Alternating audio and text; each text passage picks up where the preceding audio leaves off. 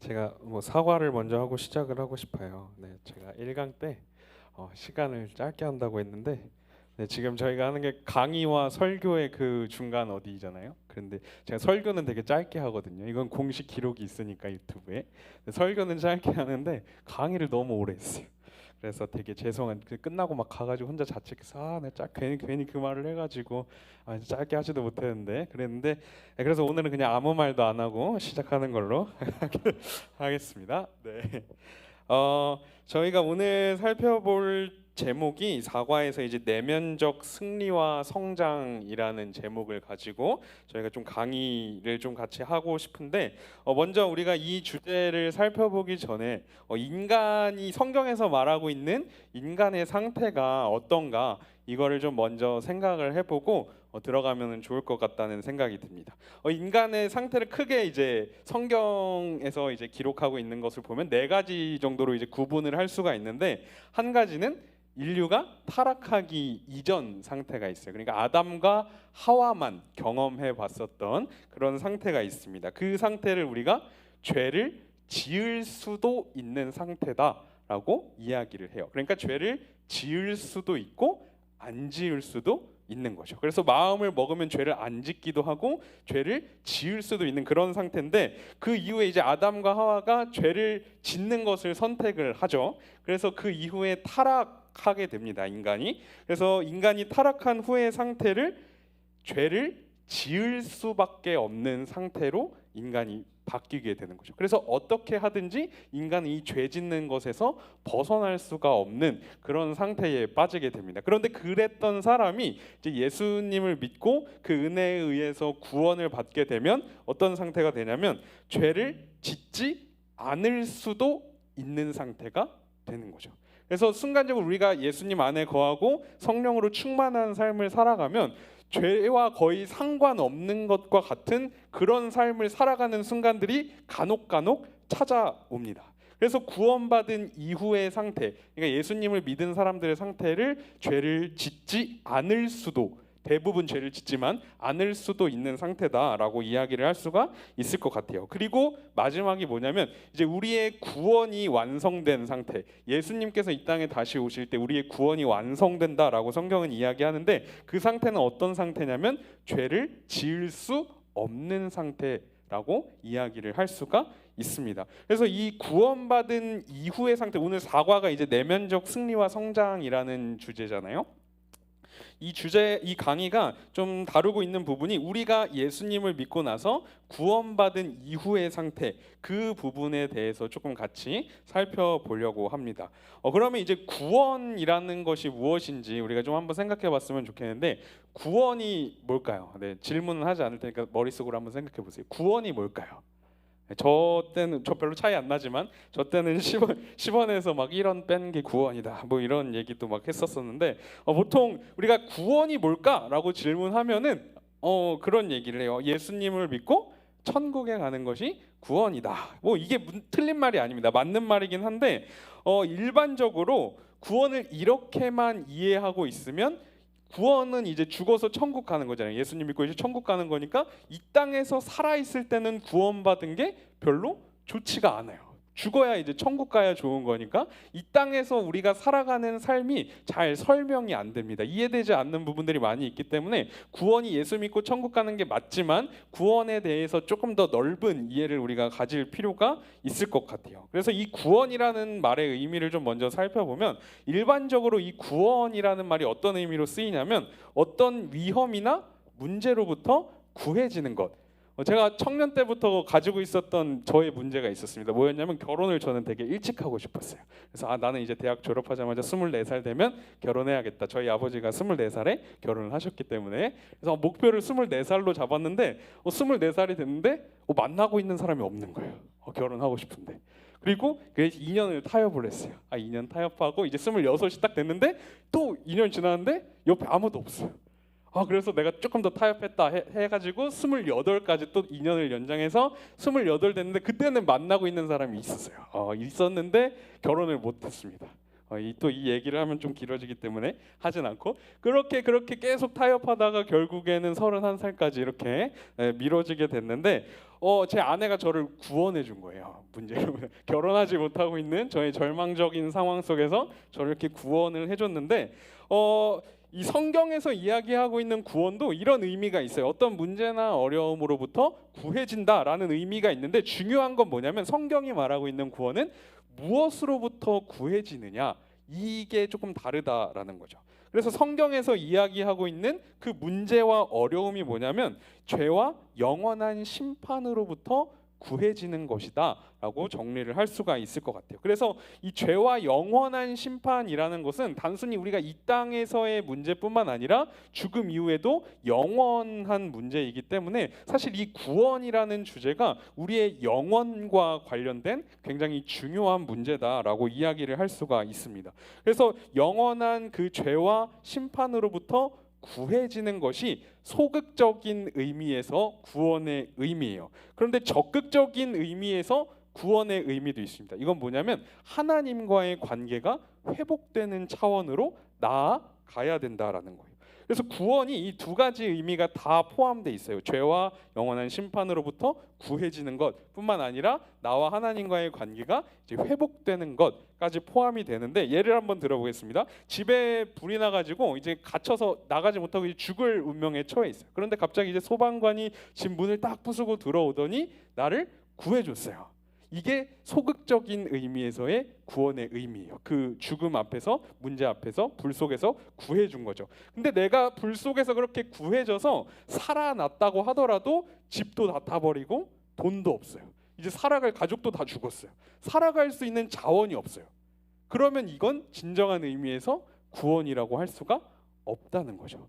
그래서 적극적인 의미의 구원이 필요한데 그게 뭐냐면 내 생명을 구해줬을 뿐만 아니라 이제 내가 앞으로 살아갈 집도 제공하고 돈도 제공하고 친구들도 제공하고 무슨 프로그램들도 제공하고 내가 살아갈 수 있는 그런 모든 자원들이 함께 제공되어야 하는 것 이것까지 포함되는 것이 진짜 의미에서의 구원이다라고 이야기할 수가 있다라는 거죠. 그러니까 죄와 그 영원한 심판으로부터 구해졌을 뿐만 아니라 그 이후에 우리가 구원받은 사람으로서 살아갈 수 있는 자원들 그게 어디서부터 오냐면 하나님과의 관계에서부터 온다라는 거예요. 그래서 이 구원이라는 말 속에는 구해진 것뿐만 아니라 하나님과의 친밀함으로 나아가는 것까지 포함하고 있는 의미가 기독교에서 이야기하고 있는 구원의 의미다라고 할 수가 있습니다. 그래서 성경에 나타나는 구원을 크게 뭐 디테일하게 나누면 막 8가지, 9가지로도 나누는데 크게 이제 3가지로 좀 구분을 할 수가 있어요. 혹시 영어 배우셨나요? 영어 시제가 뭐뭐뭐 있죠? 네, 똑똑하시, 그렇죠? 과거, 현재, 미래. 구원을 이렇게 과거적 구원, 현재적 구원, 미래적 구원 이렇게 3가지로 좀 구분을 할 수가 있습니다.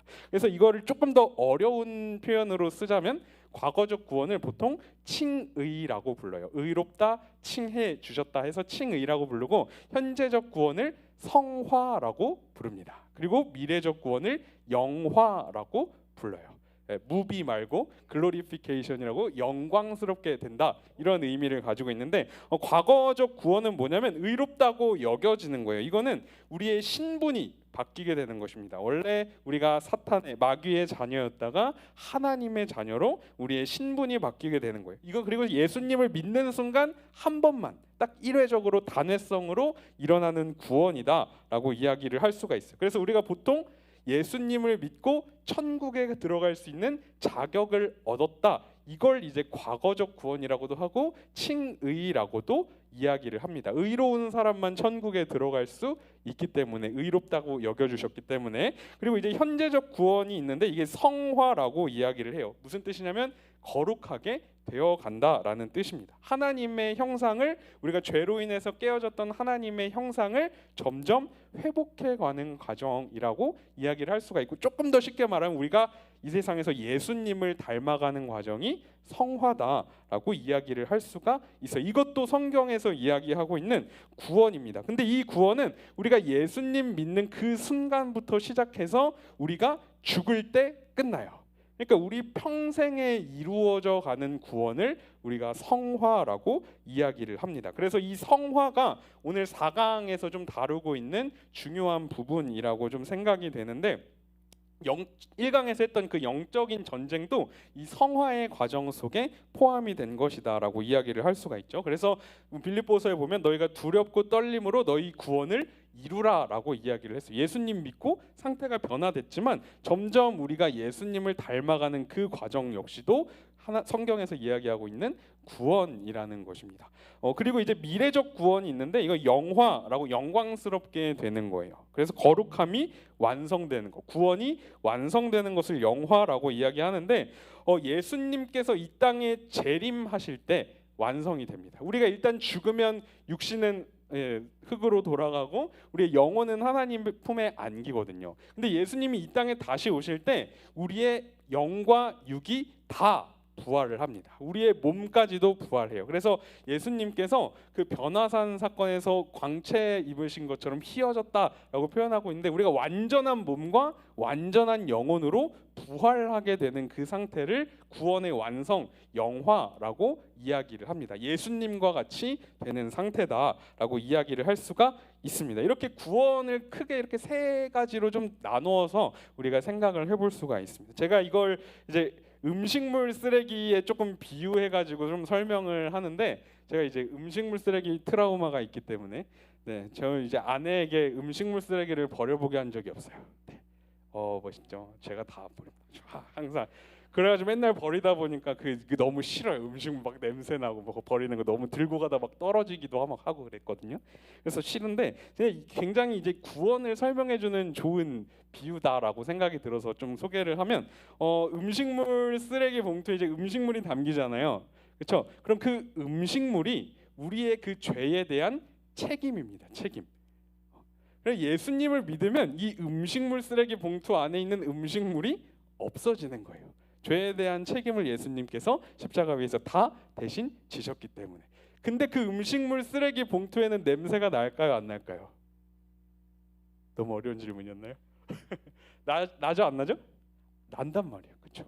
그 죄가 가지고 있는 안주에 잔재하는 냄새가 음식물이 가지고 있는 냄새가 배었기 때문에 여전히 음식물은 없지만 그 봉투에서는 냄새가 난다라는 거죠. 마찬가지로 우리가 원래 죄인으로 태어났기 때문에 우리 안에 그 죄에 대한 책임은 예수님이 지셔서 없어졌지만 여전히 우리 안에는 그 죄의 잔재, 죄의 영향력들이 남아 있다라는 거예요. 그래서 우리의 안 좋은 모습들이 막 나타나기도 하고 순간 예전에 가지고 있었던 그런 안 좋은 습관들이 나타나기도 하고 그런 모습들이 나타나는 것이 그 죄의 부패함 때문에 죄의 영향력이 여전히 우리 안에 남아있기 때문에 그런 모습들이 나타나게 됩니다. 자, 그래서 이 냄새를 점점 빼가는 과정이 성화인 거예요. 성화. 근데 냄새를 어떻게 하면 뺄 수 있을까요? 계속 씻어도 냄새가 나거든요. 뭐냐면 향기로운 걸 그 안에 계속 채워 넣어야 돼요. 근데 그 향기가 끝나면 다시 냄새 나죠. 다시 채워 넣고 다시 냄새 나고 다시 채워 넣고 다시 냄새 나고 이게 성화의 과정이에요. 그 향기로운 게 뭐죠? 우리 예수님인 거예요.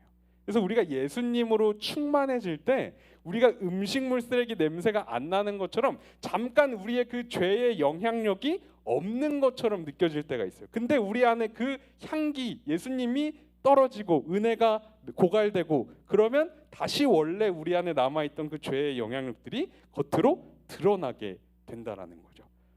그래서 우리가 이 죄와 이제 구원에 대해서 좀 이런 부분들을 생각해 볼 수가 있을 것 같아요. 예수님으로 채워져야 우리가 점점 성화되고 완성되진 이 세상에서는 완성되지 않지만 예수님으로 계속 채워가는 과정이 우리에게 필요하다. 그래서 오늘 우리 그 부분을 보려고 하는데 먼저 우리가 이 내면적 승리와 성장을 위해서 우리 안에 있는 이 견고한 진이라는 것을 먼저 파악을 해야 됩니다. 우리 내적 치유 서양에 다녀오신 분들은 강의 때도 들으셨겠지만 우리 안에 이 견고한 진이라는 게 있어요. 예수님 믿는 사람들에게 쓴뿌리라고도 이야기하는데 내 안에 남아있는 그 죄의 부패한 성향들을 쓴 뿌리 견고한 진이다라고 이야기를 합니다. 이게 어디서 나오는 거냐면 하나님께서 이스라엘 백성들을 출애굽시켜 주시고 그 가나안 약속하셨던 가나안 땅으로 보내신 다음에 무슨 명령을 하셨냐면 너희가 이제 그 가나안 땅에 들어가거든 가나안 땅에 있는 이방 민족들을 다 제거해라. 이 명령을 하나님께서 주셨어요. 근데 이스라엘 백성들이 다 제거했을까요? 안 했을까요? 안 했다는 거죠. 조금씩 남겨놨어요. 그런데 이제 이스라엘이 점점 국가로 발전해 가면서 그 조금씩 남겨놨던 이방 민족들이 강성해져서 이스라엘을 괴롭히고 골리앗 아시죠? 골리앗도 그 가드 족속인데 가드 민족을 내버려둔 그 안에서 골리앗이라는 장수가 나와서 이스라엘을 힘들게 한단 말이에요. 그러니까 우리 안에도 예수님을 믿고 정말 하나님의 새로운 생명을 얻었지만 여전히 우리 안에 제거되지 않은 죄의 영향력들이 구석구석 남아 있다라는 거죠. 그래서 아까도 얘기한 것처럼 은혜가 떨어지면 우리가 예수님으로부터 좀 멀어지면 다시 우리 안에 그런 것들이 힘을 얻고 강성해져서 우리를 죄의 세력으로 끌어들이고 다시 하나님께 죄짓게 하고 부패한 삶을 살아가게 우리를 이끌어 간다라는 것입니다. 그래서 우리가 내적 치유 수양회를 한 게 뭐냐면 그렇다면 그 내 안에 있는 견고한 진, 쓴 뿌리, 여전히 남아 있는 그 죄의 영향력, 죄의 잔재들이 무엇인가 이것들을 한번 깊이 고민하고 찾기 위해서 내적 치유 수양회라는 것을 하는 것입니다. 그럼 그 특징들이 뭐가 있냐면 이제 왜곡된 마음의 눈 뭐 이런 것이 있는데 하나님께서 말씀하시는 대로 보는 게 아니라 내 생각과 내 경험대로 보는 거예요. 누구를? 나 자신. 또 하나님을 또 다른 사람들을 이 세상을 그러니까 내가 느끼고 경험한 것으로 그것을 보면 실망스럽고 막 비판할 만하고 안 좋은 것들 투성이거든요. 저도 제 스스로에 대해서 자존감이 꽤 낮은 편이었는데 계속 그런 생각이 든 거야. 내가 이렇게 살아서 무슨 가치가 있나? 난 되게 보잘것없고 작고 연약한 존재인데 내 삶이 정말 의미가 있을까? 이런 고민들. 근데 하나님께서 뭐라고 말씀하시냐면 제가 가치 있대요. 예수님이 생명을 바치실 만큼 가치 있는 존재라고 분명히 하나님께서 말씀하심에도 불구하고 내 안에 그 견고한 진 때문에 나를 안 좋게 보는 거예요. 나를 나쁘게 보고 별로 가치 없는 존재로 보는 그런 모습들이 우리 안에 있을 수가 있습니다. 그리고 우리 안에 과거의 상처나 막 아픔을 겪으신 분들이 있을 수도 있어요. 제가 이런 얘기 들었는데 목사님 저희 아버지가 목사님이시거든요. 아버지 목사님인데 목사님 아들인 목사님은 여기 이 강대상을 못 벗어난대요. 네, 여기 벗어나면 이제 죽는 줄 알고 그래서 틀에 박혀 있다는 거예요. 왜냐면 눈치 보고 이렇게 자라야 되니까. 그래서 목사님 아들인 목사님은 여기 벗어나면 죽는 자 이렇게 넘어가면 큰일 났어요. 그래서 생각해 보면 저도 설교할 때 여기 벗어나 본 적이 없는 것 같아요. 중등부 예전에 맡아서 할 때도 이 안에서만 이렇게 움직였어요. 여기 벗어나면 큰일 나는 줄 알고 견고한 진을 이렇게 깨뜨려야 된다. 네. 우리 안에 그런 과거의 안 좋은 경험들이나 기억들 때문에 우리 안에 막 파괴적인 습관이나 그런 성향들이 있을 수가 있습니다. 또 오래된 악한 습관들, 예수님을 어려서부터 믿지 않은 사람들도 많이 있잖아요. 또 믿었다고 하더라도 내가 이전부터 예수님을 진짜 만나기 이전부터 즐기던 것들이 다 있을 수가 있어요. 내가 이전에 막 즐기던 세상의 막 향락과 즐거운 것들 그런 것들이 예수님 믿는다고 한 번에 끊어질까요? 안 끊어진단 말이에요. 목사가 돼도 안 끊어진단 말이죠. 그러니까 그런 것들이 여전히 우리 안에 견고한 진으로 남아 있어. 이전에는 더 죄인 줄 모르고 아무렇지 않게 했던 것들이 예수님 믿고 나니까 하나님이 기뻐하시지 않는 것이구나 하는 것들을 깨닫고 이제 고치려고 하는데 깨뜨리려고 하는데 잘 안 되는 그런 것들이 우리 안에 있을 수도 있습니다. 그리고 사람마다 자기가 약한 부분이 있어요. 저는 돈에 대해서는 별로 약하지 않아요. 돈이 막 없어도 별로 걱정이 안 돼요. 돈에 얽매이지 않습니다. 근데 저도 막 다른 약한 부분이 물론 있어요. 막 되게 게으르고 막 나태해질 때 되게 많은데 사람마다 어떤 사람은 막 돈에 약하고 어떤 사람은 막 관계에 약하고 또 성에 약한 사람들도 있고 자기가 이제 약한 부분들이 있다라는 거죠. 그런데 그런 죄의 영향력들이 우리 안에 참 많이 있기 때문에 사탄이 우리가 가장 약한 부분이 뭔지를 제일 잘 알아요. 제일 잘 알아요. 저 공부하는 거 사실 되게 싫어하거든요. 되게 싫어하는데 왜 공부를 했냐면 은혜 받아서 공부를 했어요. 내가 하나님이 참 나에게 말씀을 전하라는 일을 맡겨주셨는데 내가 공부 안 하면 제대로 된 거 전할 수 있겠나 해서 그래서 공부를 하는 거예요. 저 공부하는 거 되게 싫어하거든요. 예, 근데 이제 은혜가 떨어지잖아요. 이게 나타나요. 쓴뿌리 내 안에. 공부 안 해요. 게을러. 책도 안 읽어.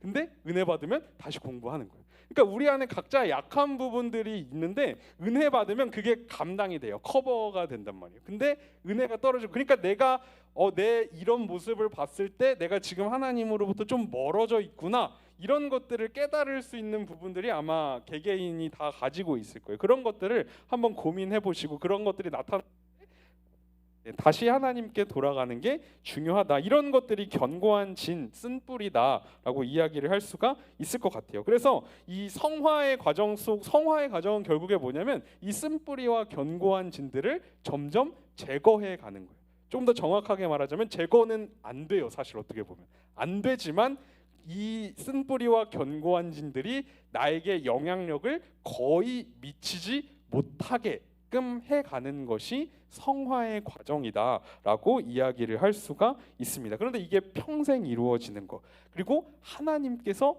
원하시는 방법대로, 하나님이 원하시는 속도로 이루어진다는 거. 그래서 어떤 사람은 예수님 믿고 1년 만에 막 믿음이 엄청나게 자라는 친구들이 있고, 어떤 친구는 막 20-30년을 교회 다녔는데도 믿음이 별로 안 자라는 친구들이 있어요. 근데 내가 이 방법을 통해서 은혜 받고 성장했다더라 하고 다른 사람한테 적용하면 그게 안 맞는 사람도 있다는 거죠. 그러니까 하나님께서 이 구원 성화라는 것은 하나님께서 이루어 가시는 과정이기 때문에 하나님의 방법대로, 하나님의 속도대로 평생 동안 나에게 이루어져가는 과정이다라는 것을 좀 기억하는 게 도움이 될 것 같아요. 중요한 것은 뭐냐면 이 성화가 결국에는 하나님이 하시는 일이기 때문에 완성이 된다라는 겁니다.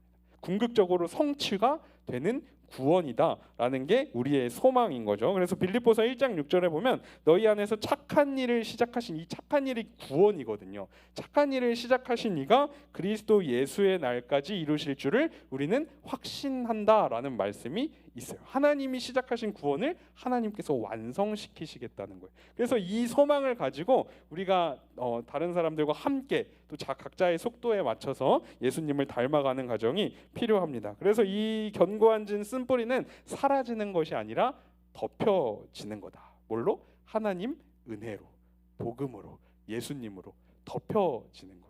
그래서 우리가 가지고 있는 막 기질이나 성향 같은 것들이 있잖아요. 저는 이런 기도를 참 많이 했던 것 같아요. 저 되게 내성적이어가지고 하나님, 저 사역을 해야 되는데 제가 이 내성적인 성격으로 사역을 할 수 있을까요? 제 성격을 좀 외향적으로, 사람들도 잘 사귀고 말도 잘하고 좀 그런 사람으로 좀 변화시켜 주십시오, 이런 기도를 되게 많이 했거든요. 근데 하나님이 변화시켜 주시지 않으시더라고요. 근데 뭘 깨닫게 해주셨냐면 하나님께서 제가 가진 이 성향과 기질대로 하나님의 은혜로 덮어주셔서 가장 좋은 제가 할 수 있는 방법으로 사역을 하게 하시고 저를 다듬어 가시더라는 겁니다. 그래서 내가 가진 내 성향과 기질을 바꾸는 게 아니라 하나님께서 나를 바꿔 가시는다고 할 때 내 안에 가지고 있는 그 기질과 성향을 바꾸시는 게 아니라 은혜로 덮으셔서 하나님이 쓰시기 가장 좋은 방식으로 사용하신다는 것을 좀 기억했으면 좋겠어요. 그래서 예수님을 우리가 잘 믿으면 믿을수록 내가 나의 나됨이 더 살아나요. 북한 보면은 이제 다 획일화 시키잖아요. 그렇죠? 획일화 시켜서 다 훈련시키고 똑같은 자세로 걷고 똑같은 옷 입고 막 머리 스타일 다 똑같이 만들고, 근데 우리가 예수님 안에서는 획일화가 아니라 조화예요. 조화. 사람들마다 다 자기에게 맞는 모습으로 하나님께서 은혜로 덮으시고 함께 사용해 가시는 그런 것들을 우리가 좀 기억할 때 좀 위로가 될 것 같아요. 그래서 하나님께서 이루어 가시는 과정이다, 구원은, 좀 기억하시면 좋을 것 같고요. 그다음에 또 이제 우리가 내면적 승리와 성장을 위해서 영적인 권세 좀 사용해야 된다라고 이야기할 수가 있는데, 영적인 권세가 뭐냐면 결국에 힘입니다. 영적인 힘. 그래서 예수님을 믿는 사람들에게는 하나님의 자녀가 되는 권세를 주셨다라고 성경은 이야기를 하고 있어요. 그래서 우리의 신분에서 권세가 나오는 거거든요. 제가 이 나라를 위해서 할 수 있는 것은 그냥 투표하는 것밖에 없어요. 하지만 대통령이 이 나라를 위해서 할 수 있는 게 굉장히 많이 있겠죠. 그런 것처럼 우리가 하나님의 자녀라는 그 신분에서 하나님의 자녀로서의 힘을 발휘할 수 있다라는 거죠. 우리가 하나님의 자녀라고 할 때 별로 사실 감동이 저도 그렇고 잘 안 될 때가 많이 있어요. 아, 하나님의 자녀지 그냥 이렇게 생각할 때가 많은데 하나님이 어떤 분이신가? 이 세상의 창조주이시고 통치하시고 지금도 모든 것을 다스리고 계시단 말이에요. 이걸 기억할 때 하나님의 자녀라는 이 자리가 이 신분이 얼마나 놀라운 자리구나. 우리가 하나님을 대신해서 이 세상을 통치하고 다스리는 그런 하나님의 대리 통치권자로 하나님께서 우리를 불러주셨다라는 거죠. 그래서 우리가 마귀가 물론 강하지만 우리의 약함을 알고 우리가 쉽게 넘어지기도 하지만 여전히 실망스러운 부분들이 많지만 우리가 하나님의 자녀라는 이 신분이 나의 능력이나 나의 성공이나 나의 업적이나 나의 상태 때문에 주어진 것이 아니라 예수님 때문에 주어졌기 때문에 흔들리지 않는다는 거예요. 내가 때로는 막 정말 망나니 같이 살아도 하나님의 자녀라는 이 신분이 바뀌지 않는다는 거예요. 왜냐하면 나의 자격에 의해서 주어진 것이 아니기 때문에. 그래서 우리가 승리할 수 있는 비결은 뭐냐면 바로 우리에게 그 하나님의 자녀된 권세를 주신 예수님의 이름으로 나아갈 때 우리가 예수님을 매 순간 바라보고 예수님을 생각하고 아, 예수님이라면 어떻게 하실까? 내가 내 힘으로 하는 게 아니라 예수님을 의지하면서 나아갈 때 내가 하는 게 아니라 내 결과들을 예수님께 맡겨드리면서 나아갈 때 우리가 승리할 수 있게 됩니다. 그래서 성화는 결국에 뭐냐면 내가 예수님을 점점 더 의지하게 되는 거예요. 아, 예수님 도와주세요. 나는 할 수 없습니다. 하지만 예수님 하실 수 있습니다. 그래서 그분을 닮아가는 거고 또 내가 아닌 예수님이 더 드러나게 되는 것이 성화이다라고 정리를 좀 할 수가 있을 것 같아요. 그래서 보면은 에베소서 6장에 우리가 이제 영적인 싸움을 싸우기 위해서 영적인 무장을 갖추고 나아가 하나님의 전신갑주를 입어라 이런 이야기가 나오거든요. 근데 이 하나님의 전신갑주가 결국에는 예수님이 입으신 갑주예요. 예수님이 입으신 갑옷입니다. 그래서 예수님의 그러한 성품과 사역들이 이 가운데 나와 있는데 일곱 가지가 있어요. 한 가지는 진리의 허리띠라고 되어 있는데 이 진리입니다. 진리. 허리띠는 이제 가장 옷에 그 당시에는 이제 발목까지 올라오는 내려가는 옷을 입었기 때문에 허리띠를 하지 않으면 싸울 수가 없어요. 옷을 이렇게 올리고 고정시키는 게 필요했기 때문에. 근데 우리가 진리 가장 기초가 되는 부분이라고 할 수가 있습니다. 다른 모든 것들을 잡아주는 것이 바로 이 진리다. 그래서 우리의 삶에 진리를 계속해서 채워가야 돼요. 그래서 청년부 안에서 뭐 교리반도 하고 그러는 걸로 들은 것 같아요. 그래서 말씀과 기도를 통해서 또 때로는 성경을 배우는 것들을 통해서 계속해서 우리의 삶을 진리로 채워가야 됩니다. 그리고 의의 호심경이라는 게 있는데 의라는 게 굉장히 성경에서 중요한 개념이에요. 하나님께서 이 세상을 창조하시고 끝날 때 창조를 마치실 때마다 반복적으로 하신 말씀이 있어요. 혹시 뭔지 아시나요? 네, 감사합니다. 보시기에 좋았더라. 이게 의거든요. 좋았다, 선했다, 의롭다. 이게 같은 의미예요. 같은 의미. 그래서 하나님께서 보시기 좋았다라는 건 뭐냐면 하나님의 뜻에 합당한 상태다. 이걸 의라고 합니다. 그래서 의로운 사람만이 하나님의 자녀가 될 수 있고 천국에 들어갈 수 있는 자격을 얻게 돼요. 그래서 이 의의 호심경이라고 해서 의라는 게 등장하는데 우리가 이 의를 나의 의로 생각하려고 할 때가 굉장히 많이 있어요. 그래서 하나님이 나를 사랑하지 않으신다 이런 생각들이 찾아올 수가 있고 죄가 중요하지 않다라는 이러한 생각들이 찾아올 수가 있습니다. 그러니까 중요한 건 뭐냐면 우리가 잘못 살아갈 때가 있잖아요. 죄 지으면서 하나님 보시기에 별로 기뻐하시지 않을 것처럼 살아갈 때 무슨 생각을 하게 되냐면 야, 네가 이렇게 엉망인데 하나님이 너 정말 사랑하시겠냐? 이게 사탄의 거짓이라는 거예요. 이게 뭐냐면 네가 의롭지 않은데 하나님이 너를 받아주시겠냐? 너 의가 없잖아. 너 이렇게 의롭지 않은데 어떻게 하나님이 너를 구원하시고 사랑하시겠어? 사탄이 이런 거짓말로 우리를 속입니다. 그런데 이 의는 내 의가 아니라는 걸 우리가 기억을 해야 돼요. 하나님의 예수 그리스도의 의다. 우리가 예수님의 의로 옷 입혀져 있기 때문에 나는 죄인이지만 하나님께서 보실 때 의로운 사람으로 여겨 주신다라는 거죠. 그래서 예수님께서 이루시고 예수님께서 우리의 것으로 입혀 주신 것이기 때문에. 자, 그리고 또 한 가지는 반대로 뭐냐면, 야, 그러면 죄가 별로 안 중요한 거 아니야? 네가 어차피 이렇게 막 살아도 하나님이 너를 사랑해 주시면 그냥 죄 지으면서 즐겁게 그렇게 살면 되지 않니? 이렇게 거짓말을 할 수가 있다라는 거죠. 그런데 우리가 예수님 때문에 의롭게 되어서 죄를 더 짓는다는 것은 논리적으로 불가능합니다. 예를 들면 이런 거죠. 부모님이 막 나를 위해서 모든 물심양면으로 헌신하고 다 바쳐서 나를 사랑해 주시고 키워 주셨어요. 근데 부모님이 나 어떻게 해도 사랑하니까 그럼 내가 살고 싶은 대로 막 살아야겠다. 이럴 수 없다라는 거죠. 우리가 진짜 하나님의 은혜, 그 예수님이 입혀 주신 의가 얼마나 은혜로운 것인지를 아는 사람은 결코 함부로 죄 지으면서 막 살아갈 수가 없다라는 거죠. 왜냐하면 이 죄라는 건 본질적으로 뭐냐면 하나님으로부터 멀어지는 게 죄이기 때문에. 그래서 나에게 은혜를 주신 그 하나님으로부터 멀어질 수가 없다라는 거죠. 하나님 중심이 아니라 내 중심으로 살아가는 것이 죄의 핵심이기 때문에 우리가 이 예수님의 의를 은혜로 받은 사람은 막 살아갈 수가 없다. 자, 그리고 또 다음 것으로 평안의 복음의 신이라는 게 있는데 신발은 이제 발을 보호해 주는 거잖아요. 그리고 맨발로는 돌밭 같은데 험한 그 땅을 제대로 걸어갈 수가 없습니다. 그래서 이 영적인 전쟁 속에서 복음, 평안의 복음은 우리를 평안하게 하고 자유를 준다는 거예요. 하나님께서 나를 다스리고 계시다는 거. 내 의가 아니라 예수님의 의로 나를 받아주시고 인정해주시고 용납해주시고, 내가 그래서 예수님 때문에 하나님과 바른 관계를 맺게 됐다라는 이 사실이 우리한테 자유를 준다는 거예요. 예수님이 이루셨다.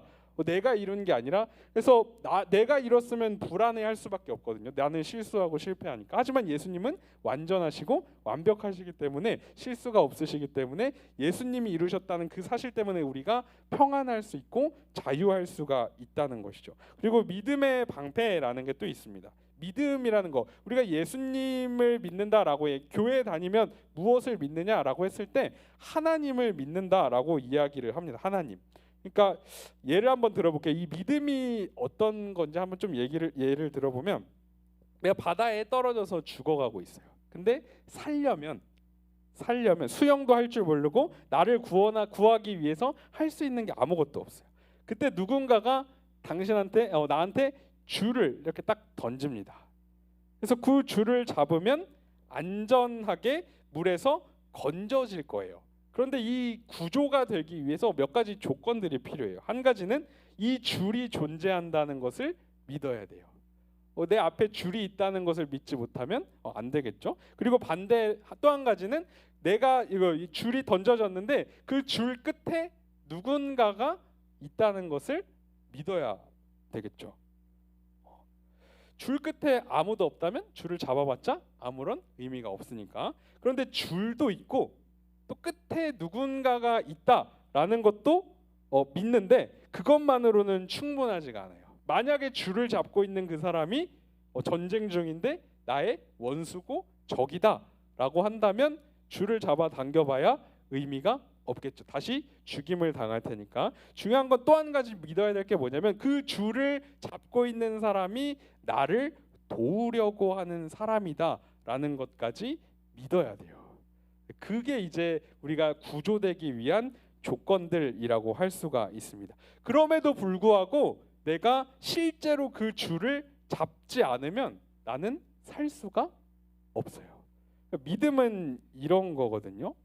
하나님께서 나를 구하실 필요가 없는데 나를 구하셨고 나의 친구가 되어주시고 나와 함께 하시겠다고 약속을 해주셨습니다. 그래서 우리가 그 믿음이 행동으로, 하나님을 의지하는 그 행동으로 이어지지 않으면 우리가 사실 믿음에 대한 많은 것들이 성경에서 또 교회에서 가르쳐주고 있지만 내가 그 줄을 잡지 않으면 아무런 의미가 없다라는 거죠. 그래서 나에게 일어나고 있는 모든 사소한 일, 작은 일 하나하나까지도 다 하나님께서 주관하시고 나를 위해서 다스리고 계시다라는 것을 우리가 기억할 때 우리가 마귀의 공격을 막아낼 수가 있습니다. 진리가 바뀌지 않기 때문에, 하나님이 약속하신 그 진리가 바뀌지 않기 때문에 우리가 하나님과 하나님의 그 말씀을 믿을 때 우리가 사탄의 공격으로부터 우리를 보호할 수가 있다. 또 구원의 투구라는 게 있는데, 우리 구원의 확신, 구원과 소망의 투구라고 데살로니가전서에서는 이야기하고 있는데,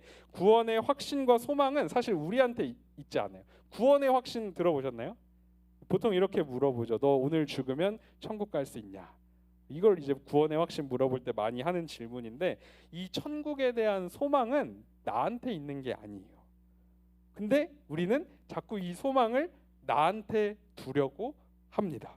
그래서 내가 이렇게 했기 때문에 천국에 갈 것이다, 못 갈 것이다, 계속 이런 생각들이 우리 안에 찾아오거든요.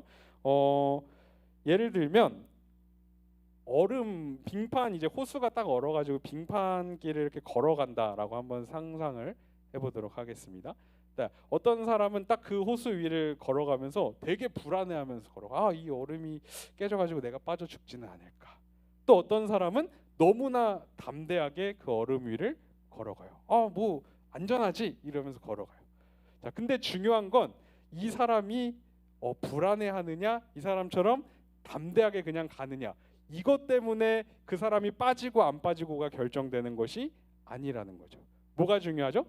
얼음이 얼마나 단단하게 얼었느냐, 이게 중요하다라는 거예요. 얼음이 단단하지 않으면 담대하게 걸어가도 빠져 죽을 것이고, 반대로 얼음이 단단하면 불안해하면서 걸어가도 그 길을 끝까지 걸어갈 수가 있게 되는 거죠. 그러니까 우리가 구원의 확신이라는 것은 나한테 구원의 소망과 그 근거를 두면 불안할 수밖에 없어. 그런데 우리의 구원의 근거는 뭐냐면 예수님이시거든요. 절대 무너지지 않는, 완전하고 가장 단단한, 흔들리지 않는 근거가 있기 때문에 우리가 구원의 확신을 가질 수가 있어요. 그래서 이제 로마 가톨릭, 천주교라고 하는데, 로마 가톨릭에서는 구원의 확신이라는 게 없어요. 왜냐하면 나의 행위가 구원의 조건으로 들어가거든요. 그래서 내가 잘못 살면 구원을 잃어버리는 거예요. 그래서 항상 불안해하면서 뭔가 업을 쌓아야 되고, 뭔가 어떤 행위를 해야 되고, 이런 것들이 필요합니다. 하지만 우리 기독교 안에서는 예수님만이 우리의 구원의 근거이시기 때문에 구원의 확신이라는 것을 가질 수가 있다라는 것이죠. 네, 그래서 이런 우리 구원에 대한 확신이 우리를 사탄으로부터 보호해 줍니다. 하나님께서 우리의 구원을 궁극적으로 이루어 가실 것이다 라는 소망은 우리가 우리 자신을 온전히 지킬 수 있는 근거가 된다. 자, 그리고 마지막으로 이제 성령의 검이 있는데, 이제 유일한 공격 무기예요. 유일한 공격 무기. 근데 예수님이 이 말씀이라고 나와 있는, 성령의 검이 말씀이라고 나와 있는데, 이 말씀을 어떻게 사용하셨는지 마태복음 4장에 기록이 되어 있어요. 마귀의 시험이 예수님께 왔을 때 말씀으로 대응을 합니다. 자, 그런데 한번 생각해 보겠습니다. 우리가 마귀의 유혹과 시험에 대처하는 방식은 어떨까? 이걸 한번 스스로 좀 생각해 보면서 들었으면 좋겠어요. 무엇인가를 훔치고 싶은 생각이 찾아올 수도 있고, 또 성적인 죄를 짓고 싶은 그런 마음이 우리한테 찾아올 수도 있고, 누군가를 미워하거나 거짓말하고 싶어하는 유혹들이 우리한테 순간순간 찾아올 수가 있어요. 그때 우리가 마음속으로 어떻게 반응하는가? 내가 혹시 이 죄를 짓다가 걸리면 어떡하지? 다른 사람들이 내가 이 죄를 지었을 때 이상하게 생각하면 어떡하지? 그렇게 내가 수치를 당하고 수모를 당할 바엔 이것을 하지 않는 게 좋겠어. 이게 뭐냐면 하나님의 말씀이 아니라 내 이성과 감정으로 마귀의 유혹에 대응하는 거예요. 그러니까 칼로 마귀를 찌르는 게 아니라 베개로 마귀를 때리는 것과 똑같다는 거죠. 그러니까 마귀는 우리보다 우리 자신을 더 잘 알기 때문에 야, 네가 이 죄 지어도 아무도 몰라. 네 마음속으로만 지금 짓는 죄잖아. 모든 사람들이 다 이렇게 하고 있어. 너도 그렇게 해도 괜찮아. 이렇게 유혹하면서 결국에 우리는 넘어질 수밖에 없다라는 거죠. 그런데 우리가 이렇게 대응하는 게 아니라 하나님의 말씀으로 대응을 한다면, 성경에 기록되었으되 도둑질하지 말라. 성경에 기록되었으되 성은 결혼한 자들에게만 허락되는 것이다. 성경에 기록되었으되 원수를 사랑하고 참된 것을 말하라. 이러면 마귀는 여기에 답할 수가 없어요. 합리화시킬 수가 없어요. 하나님의 말씀으로 끝났기 때문에.